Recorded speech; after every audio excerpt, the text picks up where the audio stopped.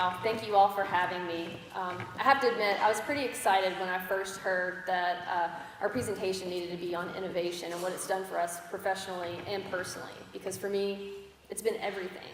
It is my business. SuperFanU is a sports marketing and technology company. And as you know, technology is always changing, and so are we. In fact, it's the very reason I'm standing here right now. I never dreamt of being an entrepreneur.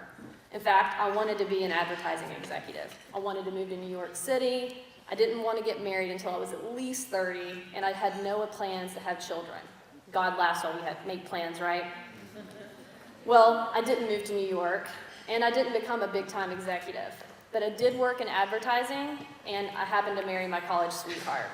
So after 5 years of working with the local agency here in town, I decided it was time to start my own company, make my own mark. I learned very quickly that there were other agencies in town that could offer the same services that I could. So how were we going to stand out? How were we going to innovate? Offer something different that no one else could. So one of our clients, the University of Louisville Athletics, they kept communicating to us a problem around low attendance and overall fan loyalty at school-wide events.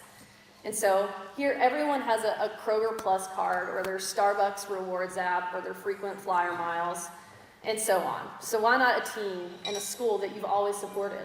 Who doesn't want to be rewarded for going to sporting events? They're fun, and they bring people together. So we built a product. We tested it out with success, and then my next call was the University of Michigan. Go big or go home. We immediately sold our platform that year to 6 universities. So we knew we had something.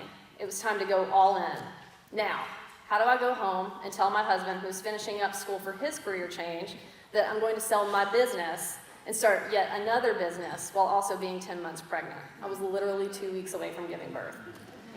But he was very supportive and understanding. We were a one-income family at the time, and he said, babe, if anyone can do this, you can. Challenge accepted, a new baby and a new business. I got this.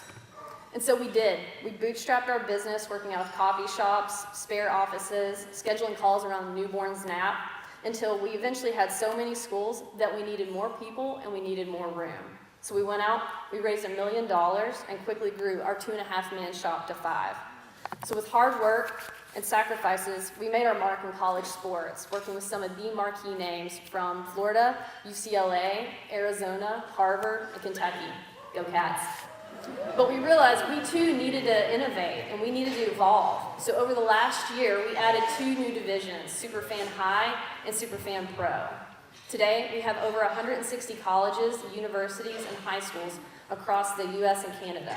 I have 15 employees and growing, 60% of which are women in this man's industry, so I'm very proud of that. Yes. We also have a 94% retention rate over the lifespan of our business, so that's incredible.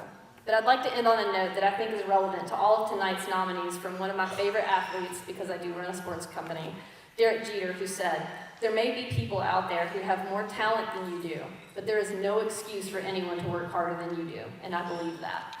Thank you.